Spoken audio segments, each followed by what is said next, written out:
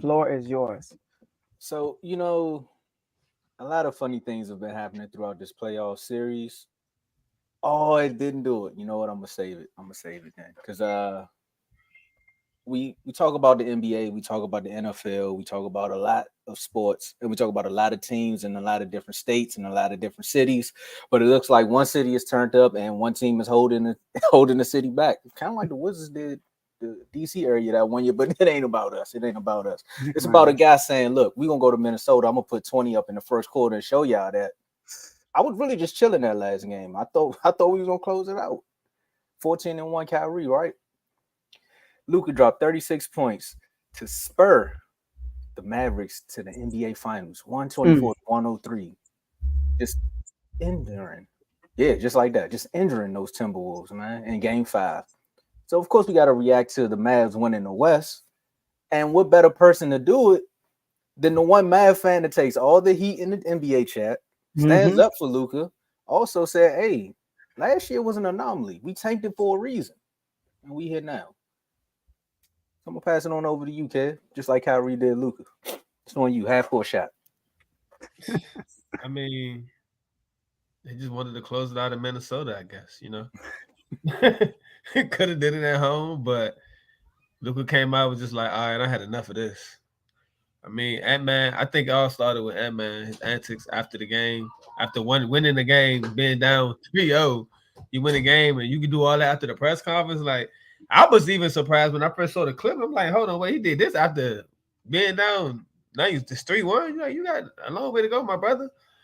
But I mean, I appreciate the his him still being himself in a sense, but Luka don't take stuff like that lightly. He don't take the disrespect. Him throwing shots at Micah and them, saying he gonna have his shoes ready and Dallas and all this stuff. Blah blah blah. Luka don't. You know the famous picture of Luka stand up at his opponent like, you know what I'm saying? It's one of the moments. It's just Luka came out just firing, but like once the first quarter he went off like that, I knew it was over. I posted in the chat before the first quarter was over. Like this is over.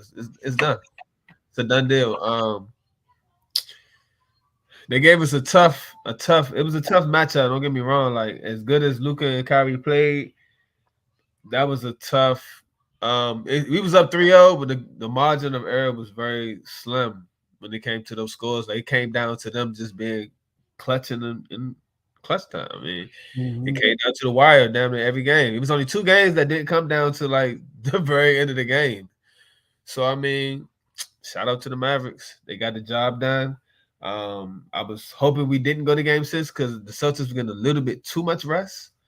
So hey, see us in the finals. I get my little prediction at near the end. Joe? Oh, we know who you picking. I mean, I you mean, not that depends sell on how many games we think we're gonna win it. Okay, okay, all right, all right. I'll go, Tombo. Listen, man. Kudos to the Dallas Mavericks, man. Shout out to Kev coming on R2L platform. Before the year started and gave his prediction. Predicted the seeding on the tee. The Mavericks hasn't been the home favorite all playoffs. They were the fifth seed coming into the playoffs, and what I love what they did was they went against the team that held them back all these years, the Clippers. And what they do, they beat the Clippers. Now I know Kawhi wasn't there. I know people were hurt, right? But I feel like they would have won anyway. And secondly, I want to give it up. Okay, bye bye. All right, that's Yeah, the ball give it time. up. There you go. That's Give the it up to the ball. ball. I will close the door. Thank you. All right, so That's why yeah. agent telling them why he ain't play. I see what's going on. All right, that's the boss man right there. All right, one of the bosses is four of them here, five for real. It's a big boss. When the eight almost here, then the big boss show up. But yeah, shout out to the Mavericks. They beat the Clippers, even though Kawhi was hurt. I feel like they would have won anyway, based on I mean, I don't know, it'd been tough, but hey, they came over that hurdle. Then they went against OKC, the number one seed in the Western Conference. All right, people, and to be honest, they might have been their toughest opponent so far. People underestimated OKC, talking about how they were young, all that stuff.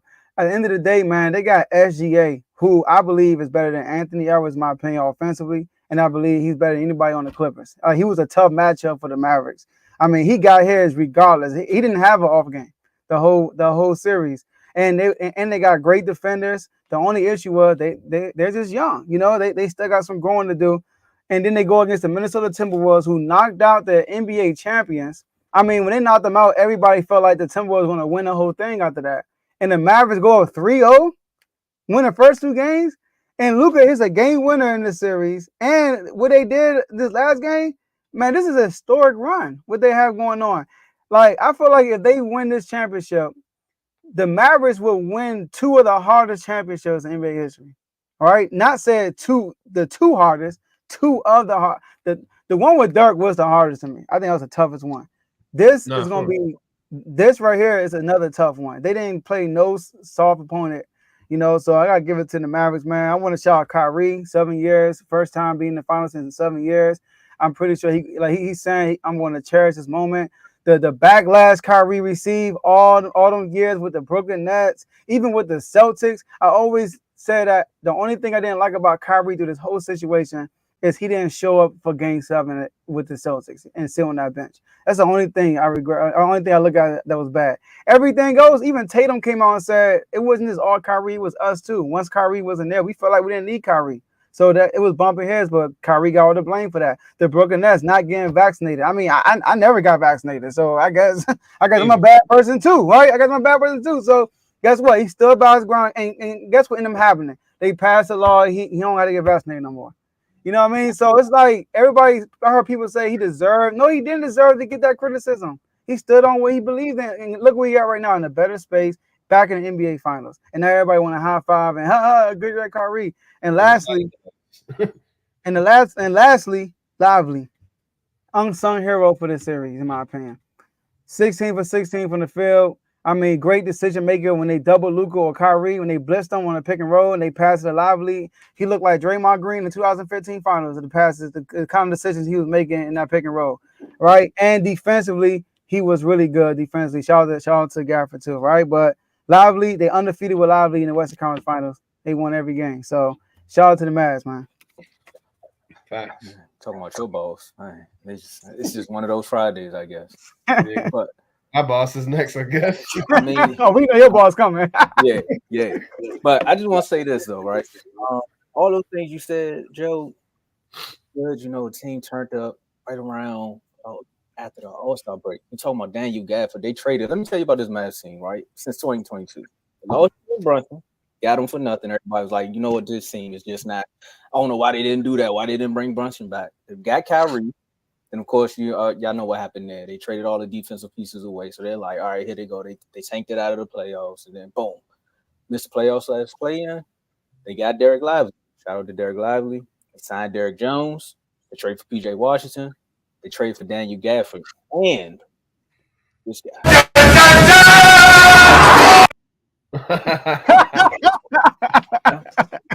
Come on, fellas. Hey, come on, man. That's all I'm saying, man. They said they needed a little help down there. So I said, you know what? If that can't do it, then Tomo can. But nah, shout out to the Mavericks, man, for making that happen. I don't know if the sound was too loud for y'all. I might have killed some eardrums. But look. Well, look, I said something about this team being a dark horse, and I went back and watched that clip, Joe, and I seen your face when I picked the Mavericks. You was like, huh? Wait a minute. Hold up. Where is this coming from? You know, just like, I don't know, man. I felt like something with Jason Kidd and just the duo that between Kyrie and Luka, they found their way.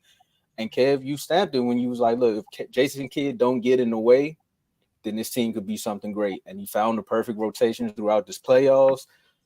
We want to talk about duos.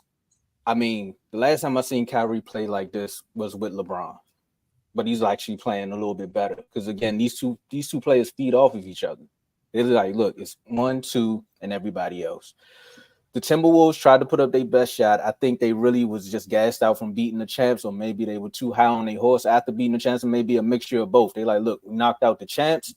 Now we can beat anybody. And then they forgot that, hey, this guy can get 30. This guy can get 40. This guy can get 40. This guy, it just is what it is. And Daniel Gafford stepping up. Shout out to him too, man. I'm so happy for that kid, man. He came to Washington after the Bulls didn't want him, and the Wizards found out that he could be a defensive presence. And I keep saying shout out to Daniel Gafford, more so shout out to Cal Kuzma because he Yeah, said no. Facts. If he would have never, Kuzma. And we said, all right, we'll take him. exactly, Back there. Give me that tall guy back there. exactly. So Right. imagine if Kuzma was on this team. I don't know. I think Luka would have been looking at Kuzma with that same face, like, "Hey, bro, what are you doing right now? What are you doing?" Yeah. I mean, when they first made a trade, I felt like it was a great. I felt like they won the trade deadline. I mean, I think I said in the chat, I'm trying to find it, but I felt like they won the trade deadline because they got perfect. Like we PJ, like perfect. with Gafford. He remember we kept saying like he wasn't y'all best player, Tomo, but he was like very important to y'all defensively. Gafford was, and then PJ Washington. See, Kev, people don't know this because who he playing with. He playing with Kyrie and Luka, but he a bucket himself. If PJ Washington, like with the Charlotte Hornets, he's legit a good ISO player. Like he's a bucket. He's a mid post type player, and he got size. He could play defense. Like it was perfect. You know what I mean? Like you basically swapped him for Grant Williams, basically. And I'm like, yo, that's a great move. Go ahead. He said. He talked his way out of Dallas. That's crazy. Yeah, bro. He was with the Celtics, then came to us, bro. He might be on suicide watch. They go check with him. And also with PJ too, though, he was hitting those big 3-pointers game after game after game. Yeah, like that was needed. OKC. He was the key to OKC. Like without PJ, we not being OKC. We not. Nah, he definitely stepped it up. We not. I do want to say this. I found it. This was Kevo's reaction when we posted a trade for the Mavericks, getting PJ Washington now. Hello. That's not. I got to turn my volume up. Hold up. There we go. Let's go. He was there. He was like. I think he was saying it all day that day. He's like, "Come on, man, they gotta go get PJ. They gotta go get PJ." And then I put slumming and he was hurt and he was just too inconsistent. What's his name? Celtics. I keep forgetting his name for some reason. Grant, right? Grant Williams. Yeah, Grant Williams. Yes, Grant Williams. Yeah, like he was not. He had like 1 or 2 good games, and then I don't know what was going on, but man, ever since he said, "Bet I won't miss," I was like, bro, like I ain't trust him after that. When Boston played Cleveland, he said, "Bet I make both. Bet I make both free throw." He missed both of them jumps, and they lost. But yeah, man. Like, and then when you said that, I like that, Kev. PJ a bucket. I said it then. I said PJ he a bucket. But the way y'all using him, he's like a catch and shoot guy, and he's a defender. You know, hey, he's our energy. I mean, a lot of this our energy, but PJ is like he's like the enforcer in a sense when it comes to just the. He's like even kill. He get hype, but he also keep everybody like under control too though. Like Kyrie the cool chill guy, he's like the wisdom, but PJ is like the muscle, but like the control muscle in a sense. Mm-hmm. And everybody know they role. Everybody on the Mavs outside of Kyrie and Luka, they're a star in their role. You know, they all. And you know another guy, my right, another guy. I felt like he be getting my nerves sometimes when I be rooting for y'all is Green. But he played well in this series, though. I feel like he played well. He did. I honestly, I wanted them to give Exum more time, more burn than Green, because at the end of the season, Exum was hitting all the big shots for us. He was like our Robert Ory on our run against us. Huh? Yeah. Like Exum was on fire, bro. That's why I was like, man, just get Exum in the game. And he got experience. He came from overseas. He's like rejuvenated his career, stuff like that. But Josh, Josh, I see why they paid him. It's just that he gotta find what exactly his place is in the NBA, because he's just like he too sporadic, man. I'm turning crazy. Like his decision just like it is though. But at the time he'll make a good hustle play though, and you be like, Hardy been stepping up. Hardy stepping up big in the Wolves. Like when Luka and Kyrie came out, Hardy came out like, I got you. He a bucket too. Confident. He kept us in that. Look at that. He kept us in that last game, you know, even though we didn't close it out. Oh yeah. But like just the confidence. You can see the confidence in the team. Just like I just can't. I don't know. We're gonna talk about the Celtics on here now. Not really. Not Not really. today. I, Yeah, not I, today. I just want to say this: like the difference between between us and the Celtics is okay. It's a lot of personal things going on, but I feel like the Mavericks got a little bit more fire, got a lot more fire under. Honestly, like the Celtics, I think like the main key is Porzingis. Like if Porzingis becomes like a problem for us, then that's going to be our Achilles heel in this series coming up. Other than that, it's too much. It's too much drive going on behind Dallas. We done came too far. Like this run has been too intense. The Celtics haven't even